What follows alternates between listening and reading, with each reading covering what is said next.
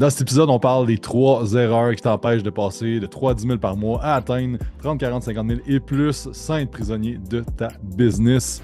On est avec Matt aujourd'hui. Comment ça va, Matt? Ben, ça va très bien. Toujours, ça va toujours bien quand on parle des 3 erreurs qui freinent une entreprise. Alright, fait qu'on va rentrer dans le vif du sujet. On a 3 piliers qu'on va parler aujourd'hui. Puis, Matt, je vais te laisser prendre la balle. Non, il se fait que, en fait, il y a 3 erreurs qui vont vous freiner, comme que Jacob disait, de passer de 10 à 30 000, 50 000, 100 000.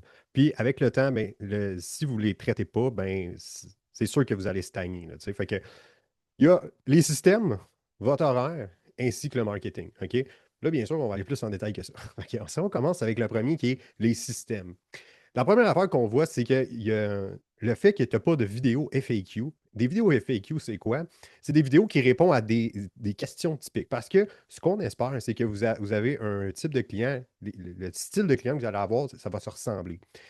Qui dit que ça se ressemble, ça dit qu'ils vont avoir également des questions qui vont se ressembler avec le temps. Probablement que tu réponds 10, 15, 20, 30 fois à la même style de question. Fait que c'est pour ça que quand on sait qu'on a une question qui revient souvent, ben on va faire une vidéo en question où est-ce qu'il va être vraiment bien fait, puis qu'on va peut-être pouvoir aller plus en détail dans la réponse de cette question-là. Puis que quand on reçoit cette question-là, ben on peut simplement envoyer ce vidéo qui est faite là pour répondre à la question, en fait. Fait que tu sais, je sais pas si toi, Jacob, avec le temps, ça en as-tu répondu à des questions? Ah ouais. Puis avant de rentrer là-dedans, juste revenir sur les systèmes. Tu sais, quand on parle de système, souvent le monde pense d'automatisation ou de gros logiciels, tout ça. Mais un système, en fait, c'est juste une manière de faire les choses qui est toujours pareille, qui peut être exécutée par quelqu'un, dont vous. Donc, ben oui, effectivement, tu sais, quels légumes manger, je peux changer des carottes pour des brocolis, whatever, quelle question qui revient fréquemment. Puis, euh, tu vas avoir du monde aussi qui vont dire, ouais, mais le monde me paye pour ça. Mais en fait, si ton coaching, le monde te paye pour répondre à des questions de même, je pense que ton offre de coaching doit être revue parce que si ta seule valeur, c'est de répondre à des questions que ChatGPT peut répondre, euh, c'est un peu problématique. Donc, puis après ça, est-ce que c'est de ne pas répondre aux questions puis juste dire, va voir la vidéo? Ça peut être genre réponse courte plus écoute cette vidéo-là euh, pour en savoir plus, quelque chose de même. Mais oui, les vidéos de même. Puis souvent, c'est quelque chose ça, que le monde met tout le temps de côté à faire, tu sais, parce que c'est pas comme un genre de c'est pas Pour de ceux qui va. dopaminergique C'est ça, comme c'est une pas comme des ventes, là. vente. C'est ça. C'est pas, on fait pas de croissance, on sent pas qu'on aide directement un client parce qu'on lui parle. Donc là, c'est ce qu'on appelle travailler sur la business plutôt que dans la business. Donc quand on fait un appel de vente, quand on fait du coaching, quand on fait toutes des affaires qui est de l'exécution dans le business, on travaille dans le business, et bien ça, c'est sûr que ça a l'air plus productif, entre guillemets, parce que souvent, quand tu es en bas de 10-15 000 par mois, ben tu échanges du temps contre de l'argent. Tu sais. Puis c'est une phase nécessaire. Là. Sauf que là, tu te dis, ben là, je pourrais être en train de faire un client. Mais en faisant un client, tu n'es pas en train de bâtir la business de demain. Donc, il faut toujours travailler sur la business actuelle et aussi en même temps sa business de demain. Et les vidéos de FAQ comme ça, c'est de mettre un 4 heures, d'écrire toutes les questions fréquentes que tes clients ont, puis juste gonner des vidéos back à back. Ça va être fait après ça.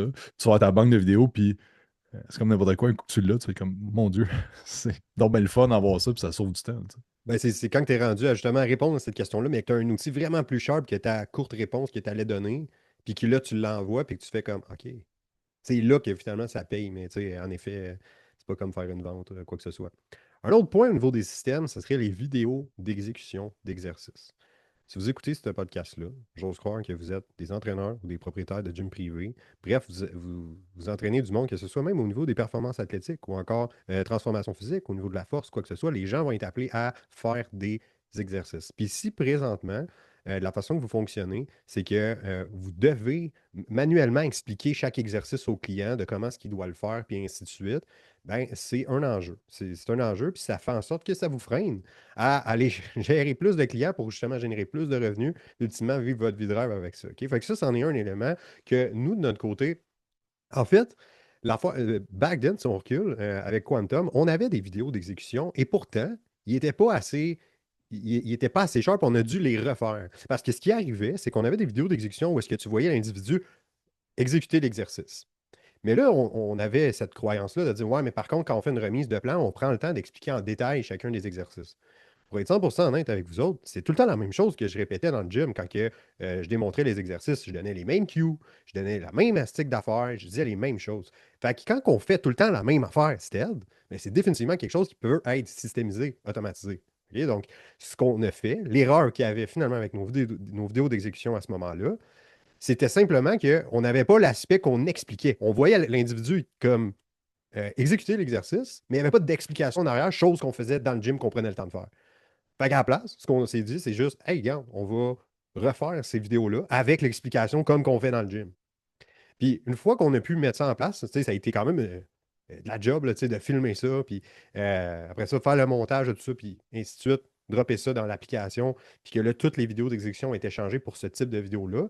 Ce que ça a fait en sorte, c'est qu'on a pu supprimer les remises de plan. On a pu enlever littéralement ce 20 à 30 minutes-là qu'on prenait avec le client pour y expliquer en détail son plan, parce que nos standards, c'était important. On voulait être sûr que le client parte en connaissant, en sachant comment le plan se déroule. Par contre, l'enjeu qu'on a avec ça, c'est que hey, on aime ça pareil, hein, ce qu'on fait quand on est entraîneur, on est passionné, on se lance tout ça là-dedans, puis on apprend, puis on aime la biomécanique. Du moins, moi j'aimais ça, puis Jacob m'en a beaucoup, beaucoup appris là-dessus, puis je tripais, là, j'en mangeais à ce moment-là. Puis on aime ça en parler, tu sais, comme des bras de résistance, puis de ça. L'enjeu qu'il va avoir, c'est pas nécessairement juste de parler dans un langage compliqué, c'est qu'au moment où est-ce qu'on explique les exercices, ce qui arrive, c'est que la personne, elle le sait, mais on y shoot beaucoup d'informations. On va regarder 13, 14, 15 exercices, des fois plus que ça. Dans 4 jours, là, mais qu'elle s'est rendue au gym, son jour 2, l'exercice 3, là, ça ne rappelle plus nécessairement comment l'exécuter.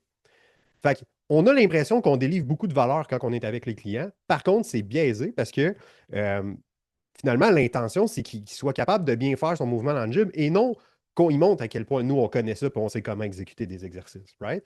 Fait que pour contrer ça, pour arriver à ça, ben, les vidéos d'exécution, non seulement ils faisaient la même job qu'on faisait dans le gym, mais en fait, ils agrémentaient l'expérience par rapport au client parce qu'il arrivait dans le gym, le client, puis là, il est rendu à faire, disons, un leg curl, peu importe l'exercice.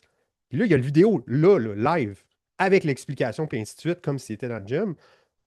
Puis là, il y a les bénéfices. Puis là, OK, là, je sais exactement en ce moment comment faire mon exercice. Ce qui avait un gros impact sur l'exécution des mouvements des clients, qui indirectement avait un impact sur les résultats sur le long terme, bien sûr. Fait que, vraiment pas à négliger euh, les vidéos d'exécution pour sauver du temps, là, dans le fond. Parce qu'une fois que ça c'est fait, ben, en effet, on peut expliquer, on peut plus faire notre job de coach. Notre job de coach étant de parler un petit peu plus du big picture, de pourquoi on fait ce style de plan-là. Pourquoi qu'on fait ça? Et non parce qu'il n'y a personne qui vous paye nécessairement pour expliquer comment faire l'exercice. C'est pas ça. La personne, elle vient dans votre service, j'ose croire, puis j'espère, pour les résultats, pour le outcome qui va en sortir de là, puis un jour pouvoir définitivement être autonome, puis ne plus avoir besoin de vos services en étant transformé et gardant ces résultats sur le long terme.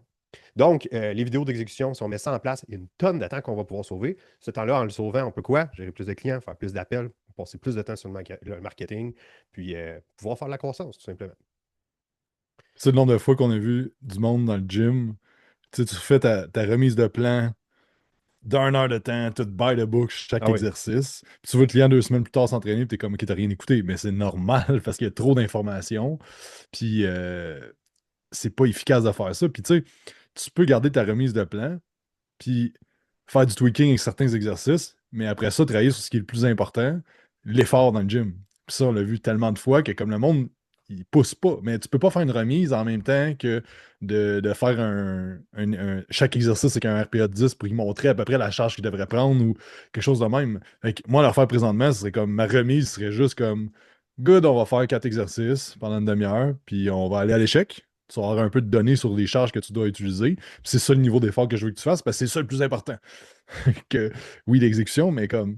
Mais disons, t'es arrivé dans le gym, il ne se souviendra plus exactement comment faire. Fait que euh, je pense que c'est de focuser sur ce qui fait vraiment la différence dans le coaching, comme tu dis. Puis faire les vidéos. Puis encore là, tu pourrais prendre les vidéos de quelqu'un d'autre, tout ça, mais c'est pas. First, je pense que le client, ben, il apprécie que ça soit vraiment son coach qui explique comment faire, parce qu'il vous paye pour Ouais. que vous, votre expertise à vous. Puis deuxièmement, ben, c'est sound brand, puis un coup c'est fait, ben, c'est fait pour toujours. Puis si, je parle par expérience, si vous avez des employés, ne faites pas faire ces exercices-là par des employés, parce que si un employé s'en va ou vous avez besoin de le mettre dehors, ben là, c'est comme une bombe qui tombe dans le business qu'il faut tout refaire les vidéos d'exercices. Donc, en tant que fondateur, faites-les vous-même ces vidéos d'exercices-là. Ne mettez pas, ne pelletez pas ça en avant pour vous ramasser une bombe dans le business s'il se passe de quoi. Ouais, 100%. Puis, tu sais, l'affaire, c'est que oui, c'est beaucoup de jobs sur le coup, mais Seigneur, après ça, ça va te servir pendant des années, ces vidéos-là. Là. Fait que c'est quelque chose qui a un gros retour quand même si on n'a pas, c'est pas encore une fois dopaminergique comme une vente, ça agrémente beaucoup l'expérience pour le client. Puis ça va nous sauver aussi un paquet de temps, soit qu'on regagne ailleurs, ou encore, comme tu dis, Jake, qu'on peut juste prendre plus de temps pour le coaching, là, finalement. OK, super. Un autre point. On en a plusieurs aujourd'hui. Là, fait que vous êtes gâtés. Là, puis le but, c'est que si vous vous reconnaissez à travers ça, on n'est pas ici pour vous roaster. Là, c'est pas ça le but. Il y a plein d'affaires qu'on a fait aussi avec le temps, des erreurs, puis qu'on a réalisé après ça justement en faisant du chemin puis tout ça, ben, on peut définitivement faire bien plus de croissance à ce niveau-là. Puis c'est ça. La programmation prédéfinie pour les clients. Je sais pas si tu veux en parler un peu, Jay. Oui, parce que j'ai enseigné pendant longtemps des concepts de programmation, puis euh, l'affaire avec la programmation, c'est qu'on dit tout qu'on fait des plans personnalisés, sauf que c'est pas réellement personnalisé. Comme oui, on va ajuster certains exercices, certaines méthodes d'entraînement, mais ça, on enlève notre ego du chemin. Avoir fait des centaines, voire des milliers d'évaluations physiques avec des clients, des muscle testing, il arrivait tout le temps à la même affaire. Fessiers désactivés, ischio trop faible, courbe des rotateurs, mid-back. Comme, c'était tout le temps pas mal la même affaire. Puis à un moment donné, je me suis rendu compte que je commençais tout le temps ma première programmation pas mal la même affaire, avec des tempos un petit peu plus lents, avec un petit peu plus de contraction, peu importe la personne d'où elle venait dans son background. Euh, j'ai eu, mettons, une fille qui avait fait national en bodybuilding, j'ai commencé à coacher, je l'ai pris comme une débutante parce qu'elle avait aucun mind muscle connection, aucun contrôle musculaire, et ainsi de suite. Donc, ce qui arrive à la longue, c'est qu'il y avait comme une genre de prédéfini de séquence que je faisais déjà avec le monde dans les 3 à 4 premiers mois, puis on avait plus de résultats si on faisait ça que si on faisait d'autres choses. Et ce que, à la longue, que je me suis rendu compte, c'est que, tu sais, la programmation un petit peu plus tweakée ou spécifique est importante. Mais ce qui est important, c'est de s'assurer que tout le monde progresse dans tes clients. Tu sais, que chaque client soit une histoire de succès. Donc, l'affaire, c'est que quand tu. La programmation, c'est tellement moins important que l'exécution du programme, puis l'effort qui est mis, puis le plan nutritionnel, que je trouve que les entraîneurs passent trop de temps à programmer quelque chose que, dans le fond, si on aurait des templates, ça serait 90% pareil. Mais je dis pas de faire du copier-coller. Je dis d'avoir une méthodologie que le premier mois, quand tu commences avec tes clients, c'est comme ça que tu travailles. Deuxième mois, troisième mois, ainsi de suite. Plus si tu me dis, mais moi, j'ai des clients en transformation physique, d'autres en prise de masse, d'autres en développement athlétique, d'autres ci, d'autres ça. Ben là, on tombe dans un autre problème. Là. Ça devrait pas être ça. Tu dois avoir une niche précise. Puis, si tu fais en bas de 10 000 par mois, c'est souvent ça le problème. C'est que tu n'as pas de niche définie. Puis, tu n'es pas spécifique. Puis, on en parlait juste avant qu'on commence. C'est que nos clients qui progressent le plus ont une niche ultra spécifique, ont une méthodologie A, B, C avec les clients, passent le client dans la machine et ça fonctionne. Et, euh, fait que tu peux te bâtir, puis je dis pas de faire du copier-coller comme je disais, tout plan doit être adapté à la personne. Si, par exemple, toi, c'est comme, OK, ben, mon plan de base est 4 jours, la personne a fit dans mon programme, mais dans mon coaching, puis elle s'entraîne 3 jours, ben, je modifie certaines affaires. Fait que je dis pas de faire du copier-coller, mais je dis juste que la prise de décision dès le début qui prend beaucoup de temps de comme, quel exercice que j'y mets, c'est ci, ça, ben là, sauf que ça soit simplifié, puis que, qu'est-ce qu'on peut faire après qui est nice, c'est qu'on optimise après ça. Maintenant, on se rend compte que le premier mois, mais qu'est-ce qui arrive? Est-ce que le monde progresse tout bien après le premier mois vers l'objectif qu'on veut? Exemple, moi, j'entraînerais du monde en prise de masse. Est-ce que mon premier mois, avec la méthodologie que j'exécute, combien de pourcentage de gens ont, par exemple, débloqué un plateau de prise de masse qui était pris d'un plateau de prise de masse puis qu'on a fait gagner une livre ou deux minimalement dans le premier mois? Si j'arrive pas à faire ça, je vais me repencher sur mon plan, puis je vais l'optimiser pour être sûr que c'est ça qui se passe. Puis après ça, le mois 2, mois 3, ainsi de suite. Pour au moins avoir un 6 mois de programmation un peu plus ferme au début, que tout le monde pense dans cette planification-là. Puis même, on peut faire des planifications sur plusieurs années. Puis nous, c'est ce qu'on fait aussi dans le coaching business, dans la consultation. On a notre framework, mais après ça, chaque personne est légèrement différente d'où à part. Chaque personne, il y a du tweaking à faire, de l'optimisation. Là. Oui, 100%. Là, c'est pas du copier-coller, mais c'est d'avoir un framework qu'on peut s'attarder à dire, puis c'est un exercice qu'on a fait, comment tu as fait la semaine passée. Jour 1, qu'est-ce qui se passe? Jour 2, qu'est-ce qui se passe? Jour 3, qu'est-ce qui se passe? Chaque jour du premier mois, puis éventuellement les 90 premiers jours, qu'est-ce qui se passe avec un client? Puis on doit être ultra minutieux dans tout ce qui se passe comme ça. Fait que la planification doit être 80% béton, puis après ça, tu tweaks les choses. Ça devient ta méthodologie, puis tu peux l'optimiser, puis juste que ça amène de plus en plus de résultats avec les autres personnes. Non C'est seulement pour ça ça quand vient le apporte. temps juste finir là-dessus, là, Ah, vas-y, vas-y. quand vient le temps de déléguer aussi, c'est que ça devient tellement plus simple parce que les coachs peuvent se focuser sur faire en sorte que les clients suivent le plan puis coacher plutôt que apprendre la programmation, la planification nutritionnelle, les ci, les ça. Puis on l'a déjà vu dans le passé. Je corrigeais des plans de tout le monde à un certain moment donné. Les vendredis, je passais ma journée à faire ça en Loom, à genre juste corriger les plans puis dire OK, pourquoi t'as fait ça, pourquoi t'as fait ci, ça. Ça, c'est une énorme perte de temps, d'énergie pour, en fait, travailler sur quelque chose qui aide pas tant que ça le client à avoir des résultats. Ah, 100%. Puis, tu sais, c'est un super le bon point. Avoir une programmation prédéfinie pour les clients, ça va amener plus de résultats. D'avoir une méthode prouvée, après ça, qu'on on a un squelette, puis après ça, on va l'adapter un petit peu à chacune des personnes. Puis, tu sais, si vous entraînez, par exemple, dans l'exemple que tu disais en prise de masse, mais j'aurais un chemin prédéfini pour les hommes, un chemin prédéfini pour les femmes, étant donné que on ne fera pas autant de chest, puis on ne fera pas autant de glutes avec les hommes qu'avec les femmes, là, définitivement. Fait que d'avoir quand même un chemin défini pour peut-être les deux sexes ou quoi que ce soit, si c'est votre cas, mais une fois, non seulement ils ont plus de résultats, mais ça, vous allez sauver du temps. Parce que vu qu'on a un squelette de fait, ben, on ne repart pas from scratch tout le temps. Fait qu'on va regagner encore une fois du temps à cet endroit-là. OK? Un autre point, la préqualification avant les appels de vente. OK? Donc, c'est un autre moment où est-ce qu'on perd un temps énorme. Parce que si vous arrivez dans vos appels de vente, ah ouais, tu sais, elle voulait une grosse perte de gras, mais tu sais, moi, je fais la prise de masse, fait que ça marche pas. Est-ce qu'on aurait pu savoir ça avant d'aller en appel? Définitivement. Si encore vous faites dire, ah ouais, ben elle, tu sais, ça va être un meilleur timing cet été, là, tu sais, au mois de mai, ça va être mieux. Est-ce qu'on aurait pu savoir ça avant l'appel? Définitivement. Donc, de qualifier davantage les gens en message, via un appel téléphonique ou quoi que ce soit, avant de s'engager à aller dans un appel. Parce que si vous avez, par exemple, 10 appels par semaine, OK? Puis qu'il y en a 5 là-dedans qu'on a, on n'a pas. On se retrouve à les avoir en appel, puis là, soit qu'on n'aurait jamais dû les prendre en appel, on se sent obligé de les closer ou quoi que ce soit. Ça peut arriver, mais on n'a juste pas le bon monde, puis on aurait pu handle les objections, puis les objectifs, puis les défis de la personne avant cette dite appel. OK, fait que ça, c'est un des éléments de la préqualification avant les appels de vente. Un autre élément qu'on peut améliorer pour comme bonifier nos appels de vente, c'est également de nourrir davantage du moment où est-ce que l'appel est booké. OK, on a qualifié la personne, c'est bien. Maintenant, qu'est-ce qu'on peut faire de plus pour s'assurer que la personne arrive dans le bon état d'esprit justement à l'appel? Ou encore qu'elle cancelle son appel. On peut avoir une vidéo qu'on fait avant que la personne doit consommer obligatoirement avant l'appel de vente, où est-ce qu'on parle de notre méthodologie, de comment est-ce qu'on coach le monde, nous autres, comment est-ce qu'on fait ça par rapport à peut-être d'autres coachs ou quoi que ce soit. Ensuite de ça, de montrer de la preuve sociale que ce qu'on fait, ben, ça fonctionne avec ce type de personne-là. Ben, puis tu sais, un genre de c'est pour toi ci, ce n'est pas pour toi ci. Ça va faire, ça fait deux affaires. Ça fait un ou l'autre, OK? Ça fait pas rien de gris, ça fait rien de neutre. C'est soit que j'ai très hâte à mon appel, ou encore je cancelle mon appel. Puis s'ils cancellent leur appel, ben c'est quoi? On vient encore gagner du temps sur un appel qu'on n'aurait jamais dû avoir. Fait que la précale avant les appels de vente, super, super important afin qu'on regagne du temps, puis qu'on parle davantage, on arrive en appel de vente avec des leads qualifiés, qu'on a une méthode qui va marcher avec eux autres. Autre point, que ça, on peut passer quand même vite là-dessus, mais je trouvais super important de le mentionner parce que c'est une erreur encore que je vois. Messagerie à un endroit précis.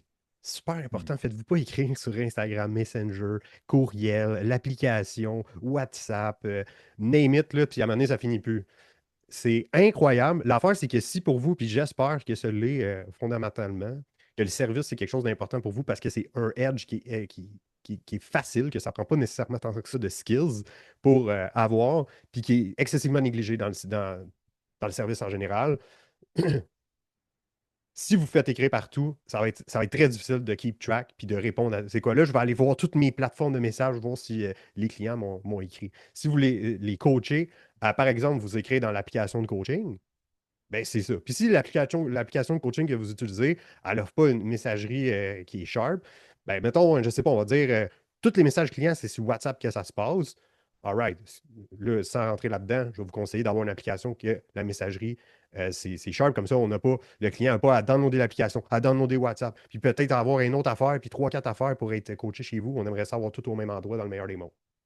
OK, fait que. Tu sais, un problème qui arrive avec ça, c'est que, tu sais, si, par exemple, on va dire un exemple, présentement, vous êtes à 5 000 par mois, puis votre objectif, c'est de doubler, tripler, quadrupler votre clientèle, aller à 15, 20, 30 000 par mois, c'est pas quand que vous allez arriver là qu'il va falloir changer le système. C'est changer le système là pour gagner du temps, pour être capable de faire ça. Puis si tu as 15-20 clients présentement, tu es comme, ah, ça me dérange pas trop qu'ils m'écrivent un peu partout. Je te garantis, c'est une certitude. C'est pas si ça va te déranger à un moment donné, c'est quand est-ce que ça va te déranger, que ça va commencer à embarquer sur ta vie sociale, puis que ça va être juste too much à gauche, à droite, comme tu disais, Matt, mais aussi la charge mentale que ça rajoute de penser d'aller voir ça, puis de peut-être vouloir scroller ton Instagram samedi soir, puis là, qu'il y a des messages de clients qui pop, puis si peut-être vous êtes comme moi, mais moi, quand il y a un problème qui pop avec un client, mais je veux le régler là. Fait que là, je suis comme, ah, là, je me mets à travailler un samedi soir quand que je suis supposé faire l'autre chose parce que c'est avec ma blonde, whatever, quelle autre affaire. Donc, simplifiez ça, rendez-vous la vie plus simple et facile. Puis après ça, si vous êtes comme moi, mes clients m'écrivent partout, ben c'est à votre job de leader, entre guillemets, de mettre vos limites, de dire comme, de même pas répondre à la question, puis de dire, hey, écris-moi sur l'application. Puis je vous garantis qu'après deux, trois fois que le client envoie un message puis qu'il se fait dire écrit sur l'application, il va écrire sur l'application, tout simplement. Oui. Puis nous, ça nous arrive encore. Un matin, Matt a fait exactement ça sur mon Instagram. Les clients qui a demandé quelque chose, t'as dit je te l'envoie sur Slack, tu sais. On ramène tout le temps vers la messagerie, tu sais. Puis c'est correct que le monde écrit, euh, qui vous écrit, il y a comme. C'est juste qu'après ça, il ne faut pas que vous mettiez à répondre par envoyer des messages, tu sais. Fait que, puis une autre affaire aussi, mais je limiterais les messages vocaux à 1 minute. Puis avec les clients. Parce que si à 1 minute, le message, les clients sont pas capables de dire qu'ils vont à dire un message vocal d'1 minute, euh, ça demande peut-être une rencontre, parce que souvent, le monde perd énormément de temps dans un message vocal, ils ne sont pas capables d'aller straight to the point, tandis que s'ils écrivent, ben, ils peuvent aller simplifier ça. Puis le fait que les messages vocaux, c'est que c'est euh, plus facile ou plus vite pour la personne qui le fait, mais c'est plus long pour la personne qui écrit, qui l'écoute. Fait que c'est comme, je mettrais des limites là-dessus aussi, là, comme petit bonus, mettons. À moins que ça vous énerve pas d'écouter un message vocal de quelqu'un qui respire fort pendant 4 minutes, puis qui raconte à gauche, à droite, puis qui part dans plein de directions, puis qui va pas au point. Mais c'est propre à vous de faire ce que vous voulez rendu là. Exact. Ben, c'est ça. Un autre point, un parcours client qui n'est pas défini. Là, on ne parlait pas d'avoir une programmation prédéfinie. Ça, c'est correct. Ça, c'est au niveau back-end. Là, tu sais, comme de pouvoir sauver du temps sur la programmation, puis ainsi de suite. Mais on va se freiner. Il y a des gens qui vont quitter parce qu'on n'a pas un parcours clair avec eux. Parce que le coaching ne se résume pas simplement à, comme ce mois-ci, je te sers, je te remets un nouveau plan d'entraînement et j'ajuste ta diète en fonction des résultats nécessairement. On veut atteindre un but qui est plus grand, puis ce but-là, il va être appelé également à évoluer. OK? On commence à que peut-être les gens ils viennent vous voir en disant qu'ils veulent perdre 20 livres. On est prêt de perdre ce 20 livres-là, puis ensuite, l'humain étant ce qu'il est, ben, on développe d'autres objectifs. Peut-être que là, finalement, c'est plus 20 livres, on veut être encore on veut perdre encore plus de gras. Peut-être que c'est ça. Peut-être qu'il y a des objectifs sportifs qui s'y viennent ou des objectifs de force ou des objectifs quelconques. OK? Puis ça, c'est notre job en tant que coach de s'assurer qu'on suit la personne justement en lien avec ces 10 objectifs-là. Puis d'avoir un parcours client qui est prédéfini. Ce que ça veut dire, c'est de mapper toujours le futur avec le client. Parce que je vous confirme que si vous ne faites pas ça, il y a des gens qui quittent votre entreprise parce qu'ils ne comprennent pas où est-ce qu'on s'en va ensemble. C'est comme ça revient, c'est du père au même, à tous les mois, on se rencontre, puis ainsi de suite. Puis on ne sait pas nécessairement où est-ce qu'on s'en va sur le moyen long terme ensemble. C'est quoi qu'on atteint avec tout ça. Fait qu'en mettant ça en place, ça va avoir. C'est pas long à faire.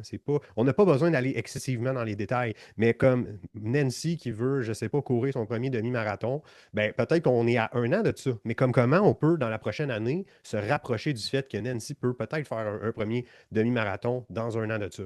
OK? Fait que de voir à travers les mois, ça va être quoi un peu comme comment vous voyez ça, vous, euh, d'amener Nancy à faire son premier marathon. Fait que sachant ça fait en sorte qu'on la personne, elle voit l'intérêt, elle comprend pourquoi qu'on reste ensemble encore pour 1 an.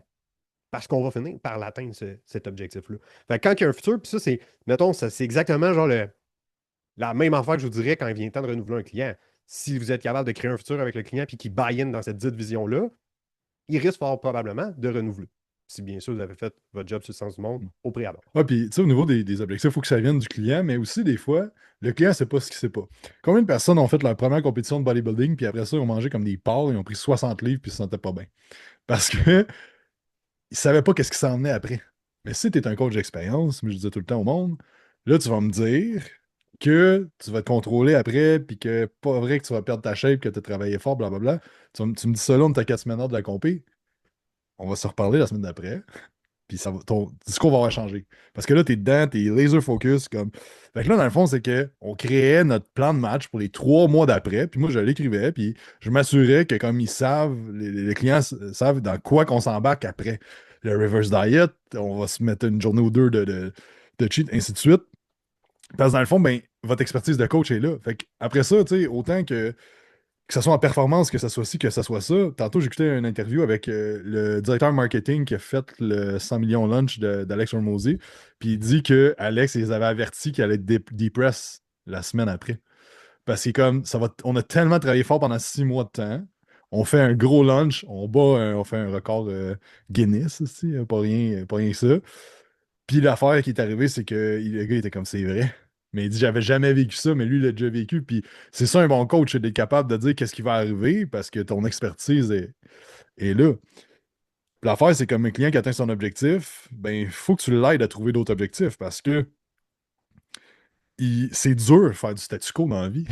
Comme, c'est dur de faire du surplace avec une shape, puis de juste comme continuer sans trop avoir d'objectif. Comme le maintien, il est tough, mais tu sais, un client pense que genre après ça, il va pouvoir se maintenir, puis that's it, mais oui, mais comme il doit apprendre les mécanismes de comme. Il doit être capable de s'auto-créer des objectifs puis de l'atteindre de quelque chose. Fait que c'est votre job de coach de faire ça. Puis tu sais, d'essayer de suggérer aussi potentiellement d'autres objectifs. Parce que quelqu'un qui veut perdre du groupe, le meilleur exemple, je parle souvent de quand je parle avec un client de ça, je parle de ma cliente fitness qui me reste encore, qui s'appelle Marie-Josée. Je fais juste la programmation, là, mais. euh, Quand elle est venue me voir, ça doit faire 8 9 ans. Puis elle voulait perdre du gras. Puis après ça, elle voulait se raffermir et prendre plus de masse. Puis après ça, peut-être un an ou deux après, mais là, comme ça allait bien de ce côté-là, je sais pas pourquoi on a comme commencé à parler de force parce qu'elle était quand même forte. Puis là, graduellement, ben là, elle a fait une première compétition de powerlifting. Puis là, elle a tombé là-dedans, comme elle tombe en amour avec le powerlifting, ça a changé plein d'affaires dans sa vie, le powerlifting. Puis elle compétitionne partout aux États-Unis, ben là, partout. Elle a fait Las Vegas, elle a fait Tampa Bay, elle a fait d'autres compés aussi que elle bat des records. Elle fait du 400 deadlift, comme des 400 livres, là, pas kilos, là, mais euh, puis dans le fond, elle tripe bien raide. Mais pourquoi? Parce qu'on a trouvé d'autres objectifs en cours de route qui la motivaient, elle. Tu sais. Mais c'est pas tout le monde que ça va faire ça, mais votre job de coach, même si, comme moi, je connaissais zéro ça le powerlifting, là, j'ai du monde du bodybuilding, mais par contre, ben, qu'est-ce que je sais? Ben, je sais de la théorie d'entraînement, je sais comment ça marche de la programmation, des affaires comme même si t'es comme, ben, moi, je sais pas comment aider quelqu'un pour faire un rocks. Ouais, mais ça s'apprend. Comme, Oui. t'es de payer des. Moi, j'ai payé des consultes avec du monde. Je suis comme, hey, j'ai une cliente qui veut faire ça, apprends-moi.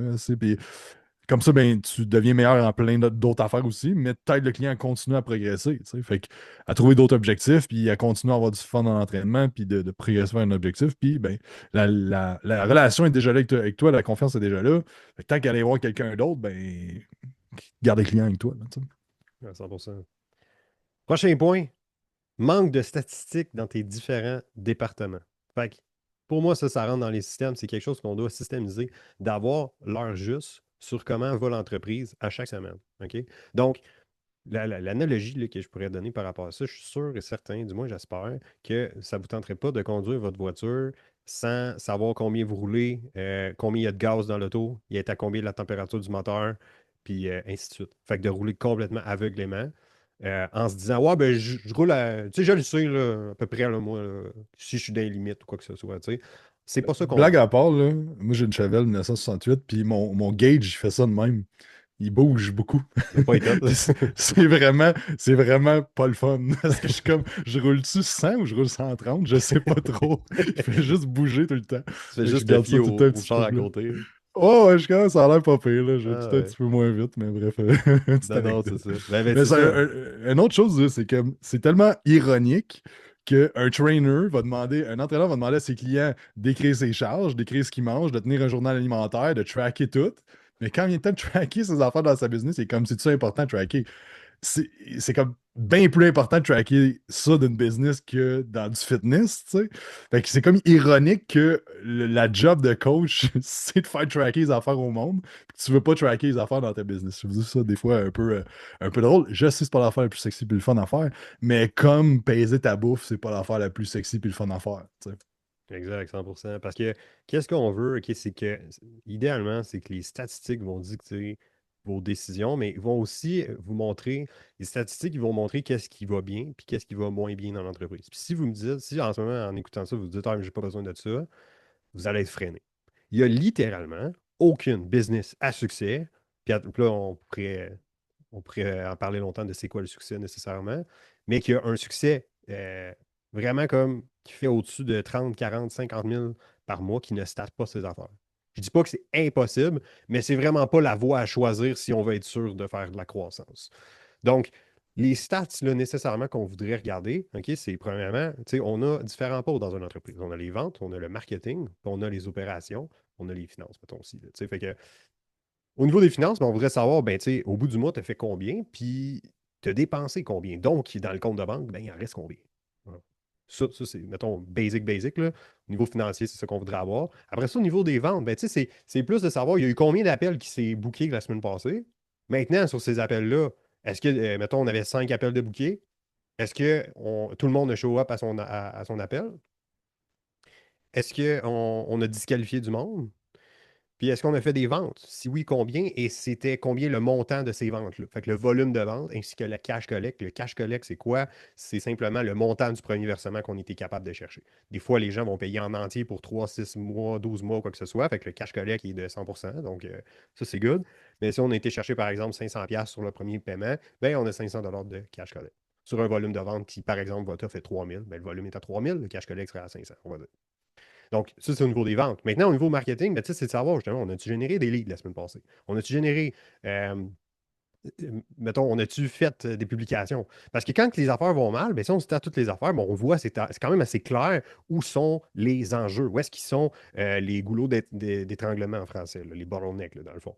De voir justement où est-ce que, si ça ne bouge pas comme qu'on voudrait, ben, on peut voir avec les stats. Les stats vont nous dire c'est où qu'on devrait mettre notre attention.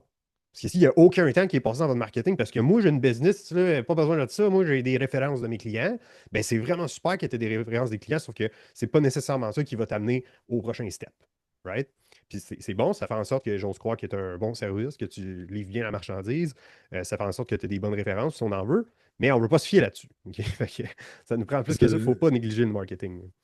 puis une des affaires qu'on entend souvent, c'est comme ah, moi, les gens ils restent tout le temps, les gens partent pas, mon Ouais, service est vraiment top-notch, tout ça. ouais.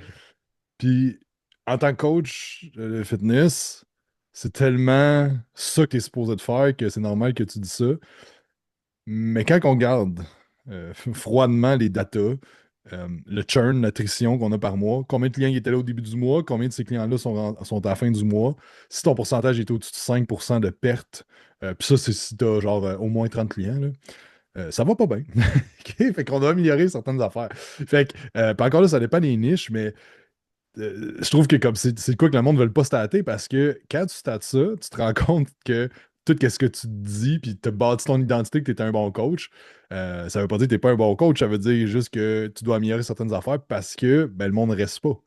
Fait que le monde n'a pas de résultats. C'est comme un moment donné aussi de calculer combien de pourcentage de monde ont atteint les résultats que tu promets avec ton entreprise. Puis dans toutes les stats, moi je pense que c'est une erreur qui a freiné beaucoup notre croissance, c'était ça. Et surtout, qui a affecté négativement le profit de la compagnie parce que il y a des efforts qui étaient mis à pas bonne place, malgré qu'on avait des stats, c'est comme pas au point où est-ce que ça devait être.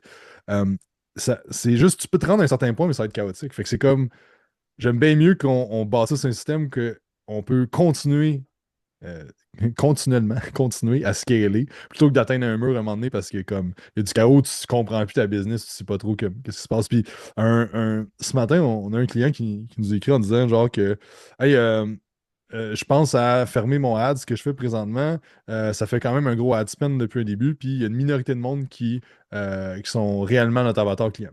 Puis là, dans le fond, ben on pourrait dire genre ah ben oui, ça fait comme 6 mois que ça roule, on va le turn off. Qu'est-ce qu'on va faire? On va voir dans les data. Fait que là, dans les data, dans le fond, ben, euh, le coût par visite, coût par follow, coût par message, on était dans les KPI. En janvier, ça a comme. Il y a quoi au niveau du coût par message qui a monté. Mais par contre, il y a eu zéro appel booké. Fait qu'il y a eu 248 conversations qui ont été générées, leads qui ont été générées, pour zéro appel booké. Donc là, après ça, c'est que là, on peut commencer à vouloir poser des questions, parler des down de comme, OK, ben, les convos, est-ce qu'ils sont bonnes? Parce que aussi, la stratégie fonctionne depuis septembre et en moyenne, la stratégie depuis septembre a généré un retour de 14. C'est-à-dire, toutes les fois qu'on a mis une pièce, on a sorti 14 $. Euh, Par contre, dans les derniers mois, on a baissé à 5 de retour, ce qui est quand même bon, mais qui est moins bon qu'au début. Fait que là, c'est pourquoi que je parle de ce cas-là, c'est que dans le fond, en ordre de priorité, ce que j'ai demandé, c'est on va s'assurer que 248 DM, c'est des gens qui ont répondu et non juste on a envoyé 248 messages. Fait que c'est-tu des leads ou c'est juste des reach out? Après ça, on va analyser les 248 DM, puis on va prendre des décisions suite à la qualité des leads et des convos.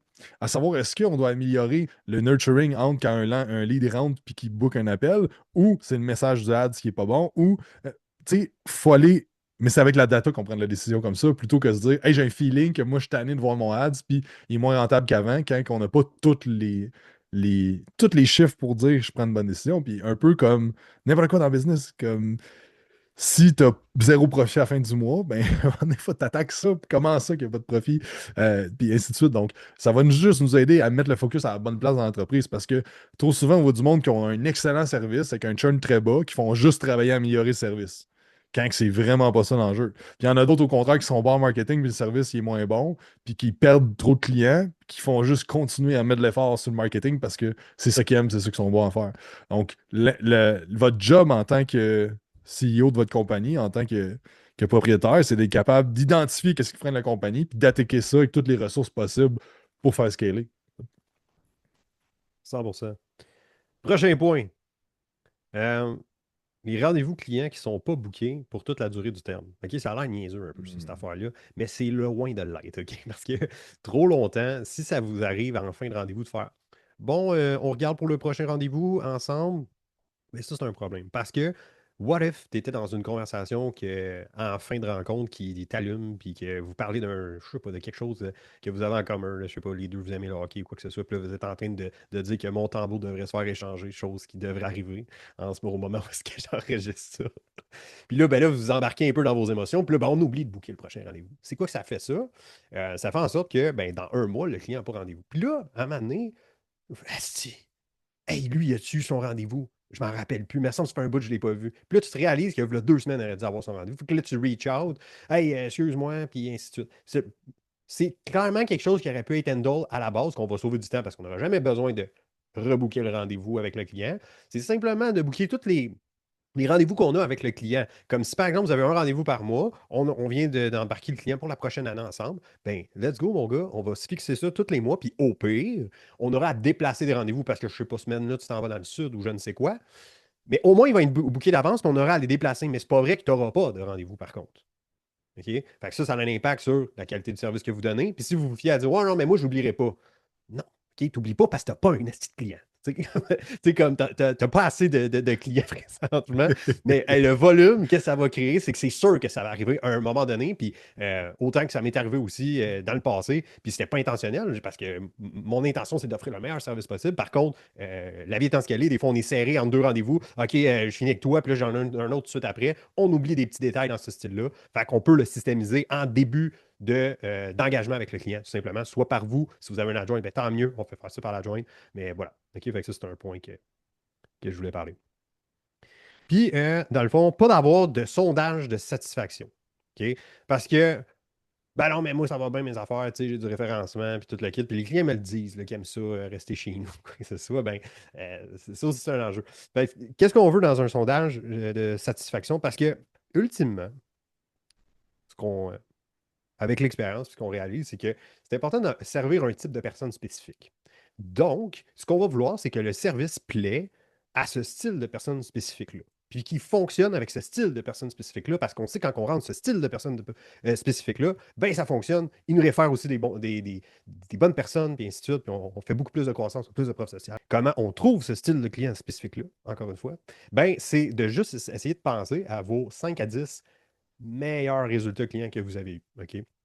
Puis l'affaire avec ça, quand on fait l'exercice, on réalise peut-être, une fois qu'on a sorti les 10 noms des personnes, on réalise certains points en commun qu'ils ont ensemble. Ça peut être au niveau de l'objectif, ça peut être au niveau du sexe, ça peut être au niveau de leur travail, ça peut être au niveau, euh, après ça, là, comme je sais pas, c'est tout du monde qui vont au gym, il n'y a personne là-dedans qui s'entraîne à la maison. En tout cas, tous les points en commun qu'on veut avoir, on veut davantage amener le service qui va être vraiment sharp pour eux autres. Fait que quand on fait des sondages de satisfaction, finalement, on veut s'assurer qu'on est en ligne pour améliorer le service en ligne avec ça, OK? En servant ce type de personnes. Fait que moi, personnellement, si présentement, je réalise que mes meilleurs clients, c'est des clients, disons, en prise de masse, mais je n'enverrai pas mon sondage de satisfaction à Ginette qui m'engage pour être plus en forme. ben correct, Ginette, c'est écoute, mais ton feedback n'est pas positif pour moi, à mon œil à moi, parce que je veux plus servir des Maximes, des Rosalie qui, eux, veulent prendre la masse. Fait que je vais demander le feedback à eux autres. OK? Puis si 100% de vos clients, c'est du monde avec qui fit, ben, prenez le feedback de tout le monde, là, dans le fond. Là. Puis ça va dicter. Vas-y, Jacob. Ah ben, tu sais, une affaire comme vous pouvez l'envoyer à tout le monde, mais c'est de prendre vos décisions par rapport aux clients que vous voulez avoir. Puis il y a une autre affaire qu'on a changé dans les dernières années, c'est les sondages qui ont passé d'anonyme à ce qu'on demande le nom. Parce qu'il est arrivé plein de fois qu'un sondage anonyme, quelqu'un dit un feedback, je comprends pas ce qu'il veut me dire, je sais pas à qui demander. Parce que, exemple, dans Quantum, on avait demandé 280 clients ou 300 clients. Mais c'est comme, quelqu'un dit genre, j'aimerais ça avoir plus de suivi. OK, mais comme, tu veux dire quoi? Plus de suivi au téléphone, en vrai, j'ai plein de questions, genre, Ouais, ouais. mais je sais pas c'est qui, parce que on a envoyé, mettons, il y a 150 personnes qui ont répondu au sondage. Fait que là, on récolte la data, mais on fait rien avec ça. Puis récolter la data sans rien, mais ça donne rien. Fait que là, dans le fond, on demande le nom. Par contre, on veut s'assurer qu'on met les règles du jeu claires avec parce qu'il y a du monde qui ne vont pas vouloir vous dire la vérité pour pas vous blesser. Fait que c'est important de communiquer ça avec les clients, de dire hey, j'ai vraiment besoin de ton feedback honnête, je veux améliorer le service. C'est important que tu me dises la vérité, comme essaye pas de me dire donne-moi pas 10 sur 10 quand tu trouves que c'est un 8 sur 10, j'ai bien mieux que tu me dis qu'on s'améliore. Donc, il y a une façon après ça de le framer. Puis encore là, quand il y a un nom, ben là, tu peux voir que la personne, OK, ben Matt m'a donné un 7 sur 10. Ben, je vais prendre le téléphone, je vais appeler Matt. Je vais dire, hey, j'aimerais ça qu'on jase de ça. Comment que je pourrais faire en sorte que ton expérience chez nous passe à un 8, 9, 10 sur 10? Qu'est-ce qui ferait la différence? Puis là, on a de la vraie data, puis on peut. Puis en tant que client, mais c'est quand même cool que tu donnes un 7 sur 10, que tu as un feedback, puis euh, que, que, que le coach prenne action sur ce que tu as suggéré. Exact, 100%. Puis pour en finir, dans le fond, avec les systèmes, puis je savais pas qu'on allait aller autant en détail sur chacun des points, mais je pense que vous en sortez avec encore plus de valeur de cet épisode-là. Pour en finir, dans le fond, avec les systèmes, c'est vrai dans votre entreprise, mais c'est vrai dans votre vie personnelle aussi, OK? Parce qu'on a parlé d'aller chercher du temps, right? On a parlé de que si on met certaines choses en place, mais ça va faire en sorte qu'ultimement, on va regagner du temps. Mais c'est pas vrai simplement dans les choses en lien avec votre entreprise. Vous êtes une personne à part entière, vous avez également une vie personnelle. Où est-ce que vous faites des affaires style? Peut-être que toi, à tous les samedis matins, ben, tu passes la balayeuse chez vous. Tu vas prendre un moment pour faire tous les repas de ta semaine. Dans tes tâches personnelles, il y a peut-être aussi des choses que tu peux systémiser aussi. Comme par exemple, je sais pas, faire tes repas par quelqu'un, comme ça, tu n'as pas besoin de les faire. Faire ton ménage par une femme de ménage. Faire ton gazon par quelqu'un. Ou tout ça, il y a aussi des choses puis pas toutes, là, on s'entend, on n'est pas des robots non plus, là, mais le point, c'est que c'est des affaires que comme vous n'avez pas nécessairement de fun nécessairement à faire ça, puis que le temps que ça vous prenne de faire ça, ben, on pourrait définitivement peut-être le remettre dans l'entreprise ou encore juste avoir plus de temps pour toi, ben, ça peut le systémiser, là, définitivement. Tu sais aussi, on le fait souvent avec la bouffe, puis on suggère de faire ça au monde, mais tu sais, des meal prep, c'en est un système, de faire tes repas pour toute la semaine. Fait qu'après ça, c'est de se poser la question, qu'est-ce que je peux faire qui peut juste me faire sauver du temps, qui peut rendre ça que ça me, ça m'enlève une charge mentale parce que c'est clair qu'à tel moment, je vais faire telle affaire. Et oui, de déléguer. Puis là, t'es comment une femme de ménage? Mais moi, je me dis, si ce que je fais m'apporte pas du bonheur, puis ou m'apporte pas de l'argent à la compagnie, faire ce qui est la compagnie puis aider plus de monde, il y a une façon de le déléguer. Comme autant que ce soit des hommes à te faire, que ce soit de gazon. Si t'aimes pas faire le gazon, tu fais comme moi, tu fais mettre du béton puis de la roche Ouais, à grandeur sur ton terrain ouais, pour c'est pas ça, avoir pareil. de gazon. Mais moi, j'ai essayé de construire ma vie justement en fonction de ça que c'est soit que je passe du bon temps ou qu'on fait pas tout ce qu'on aime dans la vie, là, mais le moins possible d'affaires.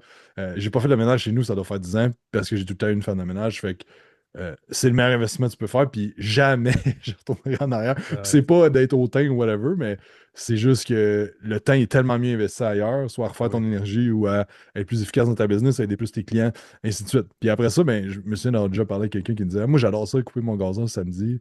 Ça me fait relaxer et tout ça. Mais si t'aimes ça, c'est good. Tu sais, si c'est un moment justement que sauf que, tu sais, après ça, passer à la souffleuse, moi, mon voisin qui est quand même assez loin, là, mais je le vois qui passe sa souffleuse dans la rue, puis je suis comme, mais c'est correct, là, Ouais.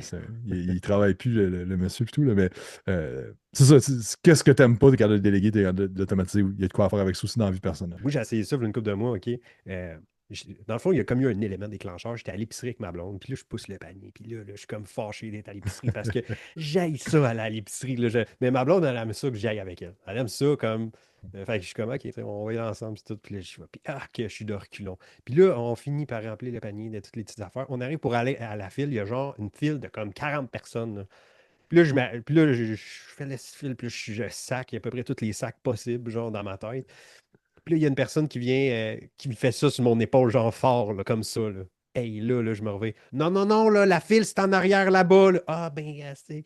Là, ça a été l'élément déclencheur. Puis depuis ce temps-là, la majorité du temps, je fais juste commander mon épicerie, puis elle arrive devant ma porte. Honnêtement, je sais, comme si, à moins que tu tripes à aller à l'épicerie, là, je peux pas croire que ton temps, puis ton énergie, puis ta frustration, en tout cas, peut-être que ça me coûte 10$ de plus, finalement, genre, de faire livrer mon épicerie. Là. Comme, ça vaut la peine, là, quand j'ai pas besoin de faire ça, puis je suis pas frustré, ben raide, là, à me dire, faut que j'aille à l'épicerie, ou encore, je suis à l'épicerie, puis... Fait que, bref, Ah, ça vaut faites ça, livrer ça votre vaut ça. épicerie, vous allez sauver du temps, puis de la frustration. Super. Si vous voulez qu'on vous aide à scaler en 2026, il y a un lien juste en bas. Écoute la vidéo, j'explique comment on aide des autres entraîneurs, entrepreneurs, coachs, fitness, puis propriétaires de gym privé dans la francophonie à scaler. Et merci d'avoir écouté. N'oubliez pas de faire 5 étoiles sur iTunes, vous abonner à la chaîne YouTube, puis on se parle dans un prochain épisode. Bye!